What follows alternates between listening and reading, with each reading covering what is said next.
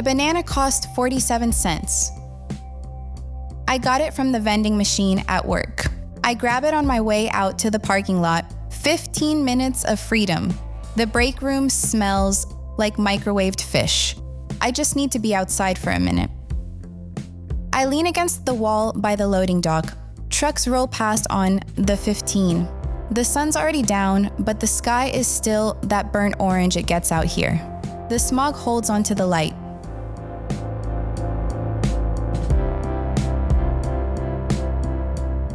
I peel the banana without looking at it. 4 bites. I toss the peel in the trash on my way back in. I don't think about where it came from. Nobody does. It's a banana, 47 cents. Later, I can't stop thinking about it. Maybe there's blood in the fruit.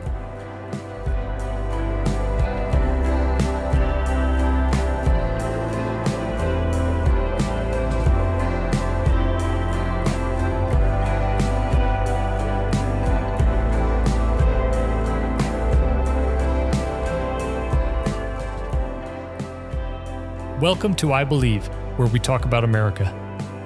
I'm Joel Douglas, and I believe in America. Thanks for joining me.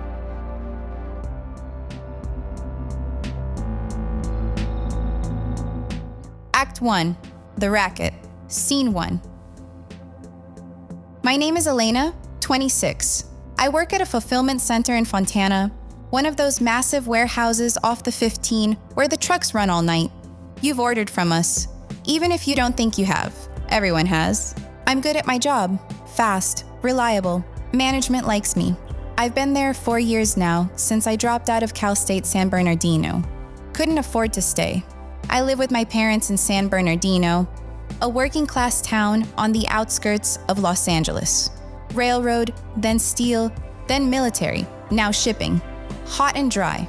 The mountains trap the smog from LA. But on a clear winter morning, when the wind comes down the pass, you can see the snow on Mount San Gorgonio. My grandfather bought the house in 1971. He never talked about where he came from before that. None of us asked. He worked the rail yards in Barstow, saved everything, bought the house outright. 3 generations later, we're still there. We don't love it, but we own it. The only security that feels real. My parents are citizens. I'm a citizen. Born at St. Bernardines, San Bernardino County, California. 7 pounds, 6 ounces. Birth certificate in the safe. But my mother won't answer the door if she doesn't recognize the car in the driveway. My father keeps a folder in the fireproof box by the bed. Birth certificates, naturalization papers, deed to the house, just in case.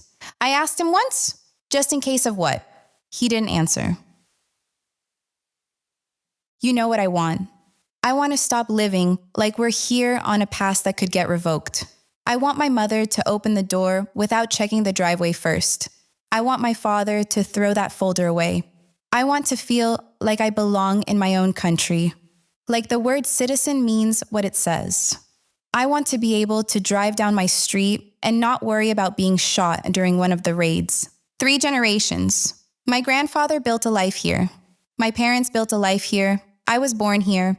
I am an American. And still, there's a folder in the safe.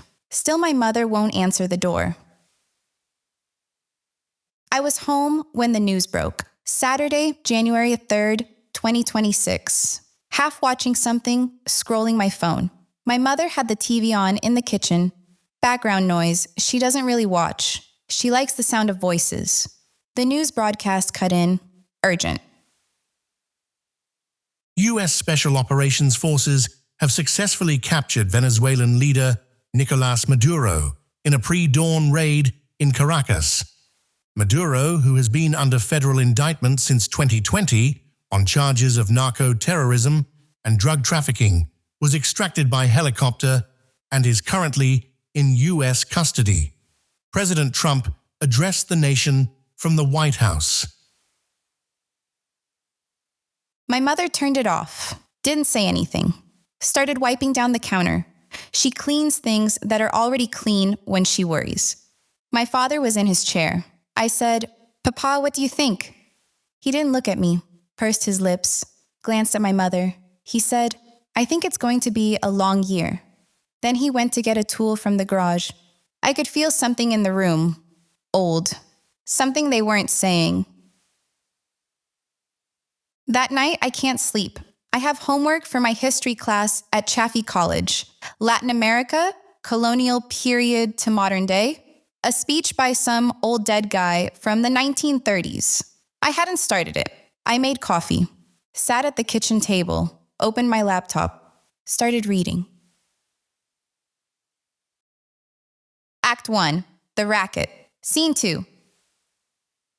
1935. A Marine Corps general named Smedley Butler. I keep reading. Then I was there. A folding chair, wood seat, cold metal frame.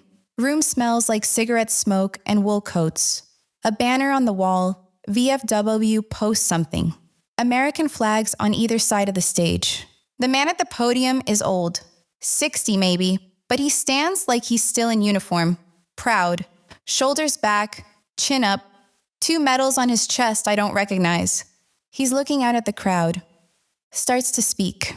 His hands grip the podium, his knuckles white, holding on like he might fall if he lets go. War is a racket. At the expense of the very many, a few people make huge fortunes. I spent 33 years and 4 months in active military service. And during that period, I spent most of my time being a high-class muscle man for big business. I helped make Mexico safe for American oil interests in 1914. Haiti and Cuba a decent place for the National City Bank boys to collect revenues. Nicaragua for the International Banking House of Brown Brothers in 1909 to 1912. The Dominican Republic for American sugar interests in 1916. Honduras right for American fruit companies in 1903. There are only 2 things we should fight for. One is the defense of our homes, and the other is the Bill of Rights. War for any other reason is simply a racket. He stops, quiet. Someone coughs. Butler looks at a man in the front row, old, maybe his age, maybe they served together. He doesn't look away. Marine Corps General Smedley Butler, the most highly decorated Marine in history. The only Marine to earn both the Brevet Medal and 2 Medals of Honor. A gangster, he said, for Wall Street. He didn't say we should never fight. He said we shouldn't lie about why we are fighting. Next morning, I go to work. Same shift, same trucks, same routine. On my break, I go outside. Banana in the vending machine. I stand there looking at it through the glass. 47 cents? I don't buy it. Act 2, The Blood in the Fruit. Scene 1. Chaffey College, Health Sciences Building, Anatomy Lab. The room smells like formaldehyde and cold air, fluorescent lights, steel tables, a skeleton hanging in the corner like it's waiting for someone to ask it a question. My name is Valentina. I left Caracas, Venezuela, in 2018 with 2 suitcases and a pharmacy degree. The suitcases are in my closet.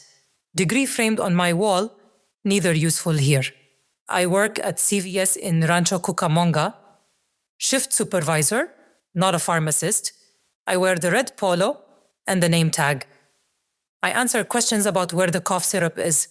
Sometimes people ask me for medical advice. I give it because I know the answer. Then I tell them to talk to the pharmacist. I'm not allowed to know the answer. 3 years I've been trying to get my credentials transferred. Forms, fees, evaluations, more forms. They want me to retake classes. They want transcripts that don't exist anymore because the university can't keep the lights on. They want me to prove I am who I say I am, over and over, in a language that isn't mine. The bureaucracy isn't a wall, it's a maze. It lets you keep walking so you don't notice there's no exit.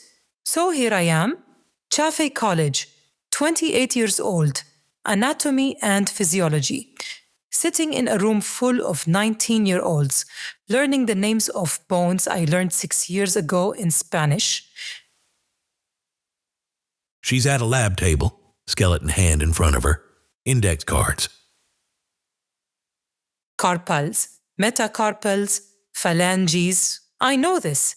I knew this before most of these kids had driver's licenses, but the paper says I don't know it, so I'm learning it again. My phone buzzes. I should ignore it.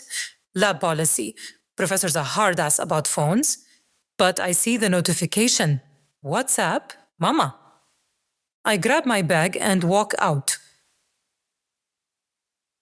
Hallway, cinder block walls, the hum of vending machines. I lean against the wall and press play. The connection is bad, static, her voice cutting in and out, but I can hear it underneath, something I haven't heard in a long time. Hope. She's talking about the news, Maduro, the Americans. She's saying maybe.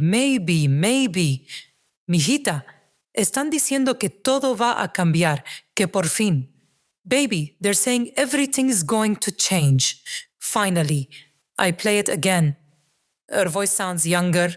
That's what Hope does, takes years off. I remember what she sounded like before the lines for bread, before my brother couldn't find work, before the hospitals ran out of everything and people started dying from things that shouldn't kill anyone. She sounds like that again, just for a minute. Just in a voice message from 8,000 miles away. I want to believe it. I remember 2019. Guaido standing in the plaza, declaring himself president. The crowds, the speeches, the whole world recognizing him, saying this is it. This is the turn. And then nothing. Maduro stayed. More sanctions. Hospitals got worse. People kept leaving. People kept dying. I left. I press record. Te quiero, mamá. Vamos a ver. I love you. We'll see. I send it before I can say anything else. Night. Studio apartment, Rancho Cucamonga, small, clean. A bed, a desk, a hot plate. The pharmacy degree on the wall, next to a calendar from a Venezuelan bakery in Panorama City. She's in bed, phone in her hand, the only light in the room. I open WhatsApp, the family group chat, Familia Caracas, 17 members. I scroll through the icons, people I grew up with, people I left behind, my mother, brother, Tia Rosa, cousin Diego, cousin Maria. The photos are old. Everyone frozen in time. My mother's icon is from 2016. She's wearing lipstick, smiling. She doesn't look like that anymore. I scroll back through the chat. It used to be different. Memes, birthday messages, photos of food, my brother posting terrible jokes, Diego sharing football highlights. Now it's logistics. Does anyone have power? The water's been out for 3 days. Mama found rice at the bodega on Avenida Sur. Expensive, but it's there. Has anyone heard from Abuela? She's not answering. When the news broke that the Americans grabbed Maduro, the chat exploded. 47 messages in an hour. I watched them scroll past. Diego, ¿será que por fin? Maria, Dios mío, I can't believe it. My brother, get your hopes up. Tia Rosa, praying, just praying. I didn't respond. I didn't know what to say. I still don't. Everyone was so happy. I know what this is. I'm not stupid. The Americans aren't doing this because they care about Venezuela. They're not doing it for my mother. They're doing it because there's oil in the ground and someone's getting paid. I know there are contracts being signed right now in rooms I'll never see by people who couldn't find Caracas on a map. I know. But my mother is 63. She walked 6 hours last year to find bread. 6 hours. And if the ships come and the shelves fill up and she can get her medication, I don't care why they did it. Is that wrong? Probably, but I'm tired. Tired of being right about how broken everything is. I just want her to eat.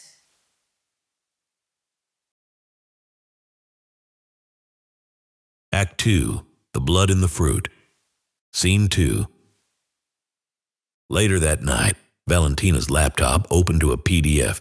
Testimony from the Cienega massacre, translated from Spanish. I'm in this history class. Need the credits. Latin America, H108.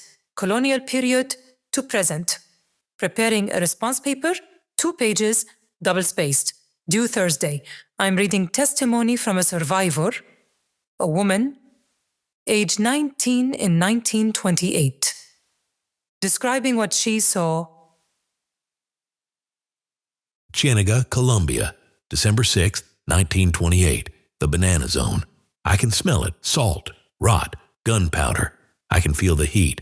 I can see their faces, people everywhere, thousands of them, workers, families, children sitting on their father's shoulders, women holding babies, old men in white shirts sweating through the cotton.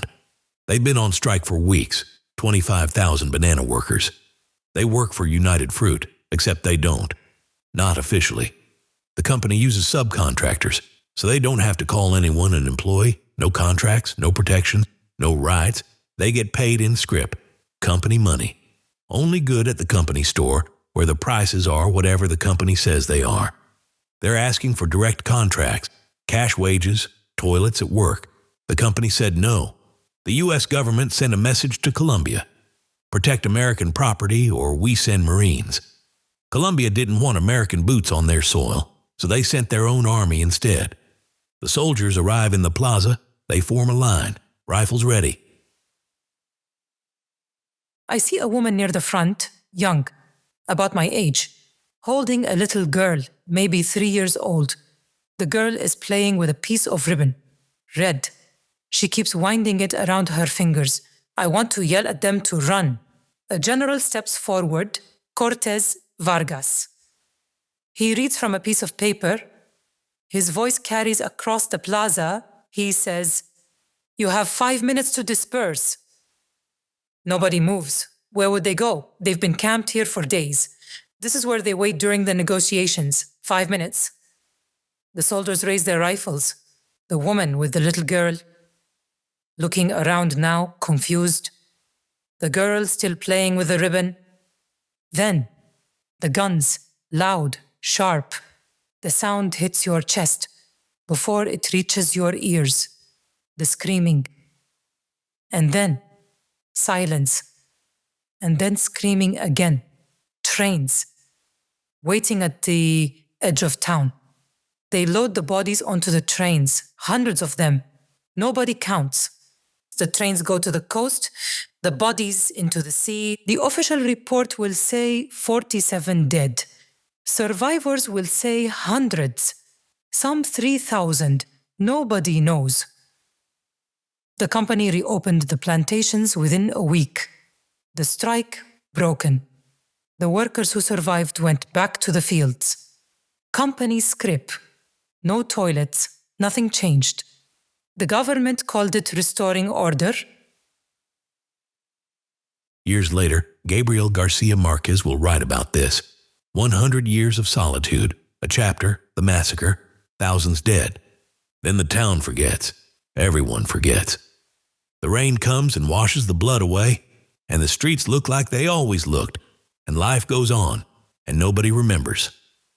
Valentina closes her laptop, opens WhatsApp, plays her mother's message again.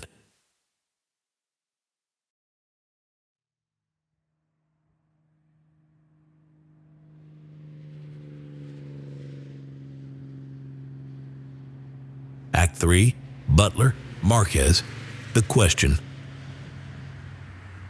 Chaffee College, the courtyard, concrete table, January sun, cool air, the hum of the freeway. Valentina's already there. Bag of tequis and a Monster Energy. I sit down, pull out my Tupperware, rice and beans. I tell her she's eating a breakfast of champions. You know, your mom's food makes my takis taste like depression. I push her the Tupperware. You want some? She made too much. It's better than that red dust. The red dust has caffeine. I need to be awake for my shift. Suit yourself. Hey, did you read the Butler speech for Thursday? I skimmed it. You skimmed it? Val, it's the whole thing. I helped make Mexico safe for oil. Honduras for the fruit companies. Yeah, I saw it. And then Cienega, the strike. They killed them because they wanted toilets. And the US threatened to invade, so the Colombian army did the dirty work. History repeats itself, I know. And now Maduro. They're saying it's for democracy. It's not. It's the racket. The oil, the contracts, it's a setup. You should be furious. I am furious. You don't look furious. You look like you're doing homework. Because I am doing homework. I have an anatomy quiz in 10 minutes. How can you care about anatomy when they're invading your home? Elena, stop. If I fail anatomy, I don't get the degree. If I don't get the degree, I don't get the raise. If I don't get the raise, I can't send money home. You think I don't know it's a racket? I know exactly what it is. I know they're stealing the oil. I know they don't care about us. But my mother called me yesterday, and for the first time in 3 years, she wasn't crying about the blackout. She was talking about bread. You get to write a paper about the racket. You get an A. You go home to your parents' house. I don't have that luxury. I don't care if the bread is stolen. I just need her to eat. The air feels heavy. Elena pulls her Tupperware back slightly. Neither woman moves. Elena's grandfather never talked about Guatemala. She used to think that meant it didn't matter. Old news, history. Now she thinks he carried it the whole time. Like weight you don't name because naming it doesn't make it lighter. Valentina looks at her phone but doesn't unlock it. The message is still there. Her mother's voice full of hope. Valentina will play it again later, alone, like she's checking that hope is still real. They sit at the concrete table. The campus noise moves around them. The freeway hum doesn't stop. Elena slides the Tupperware a few inches farther away from Valentina. Valentina folds the Takis bag down flat, presses the crease with her thumb. Red dust on her fingers. Neither of them speaks. Then Valentina stands. She says, "I have to go." Elena nods. "Yeah." Valentina walks toward the lab. Elena stays seated, watching her go, like she's watching a door close slowly.